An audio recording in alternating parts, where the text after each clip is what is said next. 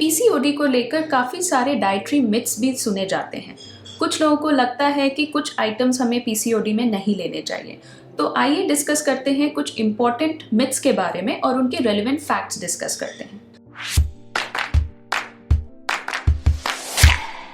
कई लोगों का मानना है कि पीसीओडी अगर किसी इंडिविजुअल को है तो उसे milk and milk products avoid करने चाहिए। तो क्या ये सही है? क्या पीसीओडी में milk and milk products avoid करना इंपॉर्टेंट है? मिल्क प्रोडक्ट के कंजम्पशन से रिलेटेड लिटरेचर में बहुत ज़्यादा स्टडीज़ अवेलेबल नहीं हैं और जो भी स्टडीज़ कंडक्ट की गई हैं उसके सैम्पल साइजेस काफ़ी ज़्यादा स्मॉल हैं। अगर हम मिल्क एंड मिल्क प्रोडक्ट्स की बात करें तो बहुत ज़्यादा मिक्स्ड रिव्यूज़ सामने आते हैं। Milk and milk products are not prohibited in PCOD. आप पीसीओडी में मिल्क एंड मिल्क प्रोडक्ट्स को मॉडरेट क्वांटिटी में कंज्यूम कर सकते हैं। आमतौर पे ये भी देखा जाता है कि जिन लोगों को पीसीओडी की इश्यू होता है वो ज़्यादातर मिल्क एंड मिल्क प्रोडक्ट्स ज़्यादा क्वांटिटी में कंज्यूम नहीं कर रहे होते हैं। तो ऐसे इंडिविजुअल्स को मिल्क एंड मिल्क प्रोडक्ट्स को अवॉइड करने की कोई ज़रूरत नहीं है। पीसीओडी का इशू जिन लोगों को होता है उनको ये भी डाउट होता है कि उन्हें ग्लूटेन फ्री डाइट फॉलो करनी चाहिए क्योंकि gluten free diet is helpful in controlling the hormonal disturbance. But ऐसा नहीं है। ग्लूटेन फ्री डाइट बेनिफिशियल है पीसीओडी में, इसका कोई एविडेंस नहीं है। ग्लूटेन फ्री डाइट आपको तभी फॉलो करनी चाहिए जब आपको ग्लूटेन से एलर्जी है। अगर आपको ग्लूटेन एलर्जी नहीं है तो आपको पीसीओडी में ग्लूटेन फ्री डाइट फॉलो करने की कोई ज़रूरत नहीं है। Just by following a healthy balanced diet आप इन हार्मोनल डिस्टर्बेंसेस को कंट्रोल या मैनेज कर सकते हैं। कुछ लोगों का मानना है कि पीसीओडी में सोया प्रोडक्ट्स को कंज्यूम नहीं करना चाहिए। सोया प्रोडक्ट्स को भी कंज्यूम करने में कोई इशू नहीं है। अगर आप अनप्रोसेस्ड सोया प्रोडक्ट्स कंज्यूम कर रहे हैं या मिनिमली प्रोसेस्ड सोया प्रोडक्ट्स कंज्यूम कर रहे हैं तो वो आपकी हेल्थ में कोई भी बैड इफेक्ट नहीं क्रिएट करेंगे। इन्हें फ्रीली कंज्यूम करा जा सकता है अगर आपको पीसीओडी का इशू है तब भी। ये भी माना जाता है कि पीसीओडी में वेट लूज करना काफ़ी ज़्यादा डिफिकल्ट होता है। तो क्या ये सही है? हर पर्सन की वेट लॉस जर्नी डिफरेंट होती है और जब भी हम वेट लूज करने की बात करते हैं तो एक्चुअल में हम अपनी लाइफस्टाइल चेंजेस की बात कर रहे होते हैं, हेल्दी हैबिट्स को डेवलप करने की बात कर रहे होते हैं। इस जर्नी में ये बहुत इंपॉर्टेंट है कि हम अपनी वेट लॉस जर्नी को किसी और इंडिविजुअल की वेट लॉस जर्नी से कंपेयर ना करें, बिकॉज हर एक बॉडी डिफरेंट होती है, उनकी प्रॉब्लम्स डिफरेंट होती हैं, उनकी जर्नी डिफरेंट हो सकती है। ये बहुत इंपॉर्टेंट है कि आप बिना कंपेयर किए एक हेल्दी रेजिमेंट पे स्टिक रहें और उसके बेनिफिट्स को रीप इन करें।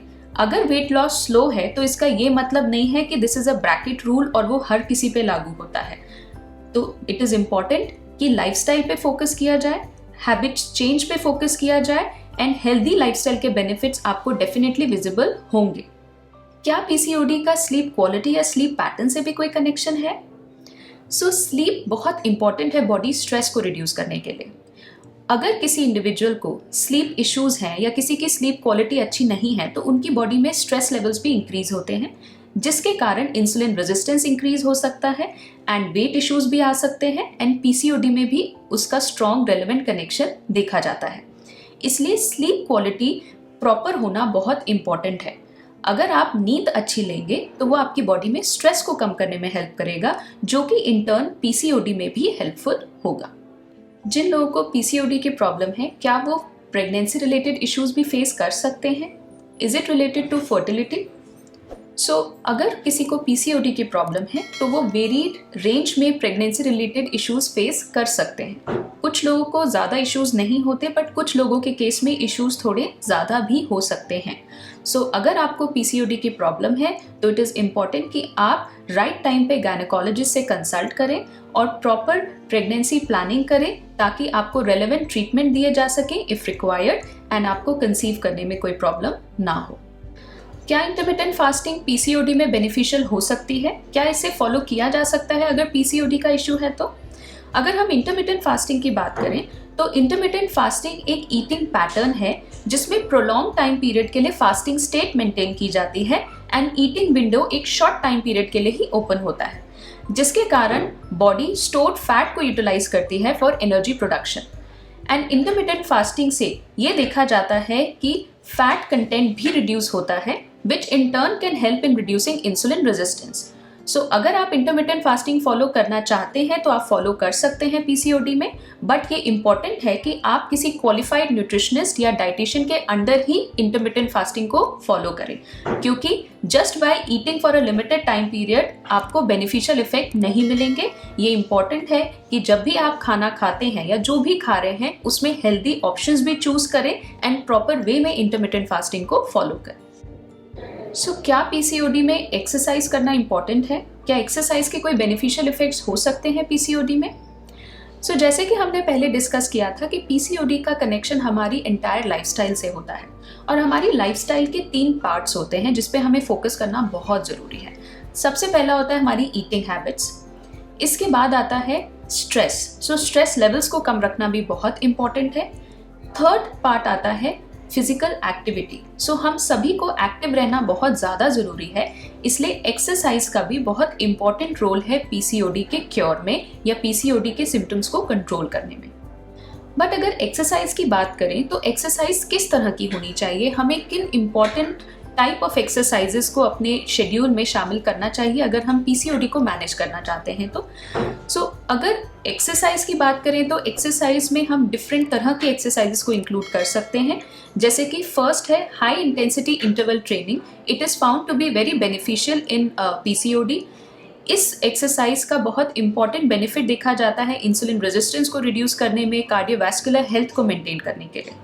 इसके साथ साथ स्ट्रेंथ ट्रेनिंग भी बहुत ज़्यादा इंपॉर्टेंट है इंसुलिन रेजिस्टेंस को कम करने के लिए, और स्टेबिलिटी एक्सरसाइजेस भी बहुत ज़्यादा ज़रूरी होती है। तो जब भी आप अपनी एक्सरसाइज प्लान करें, आप इन 3 तरह की एक्सरसाइजेस के कॉम्बिनेशन को प्लान कर सकते हैं और बेस्ट हेल्थ बेनिफिट्स रिसीव कर सकते हैं।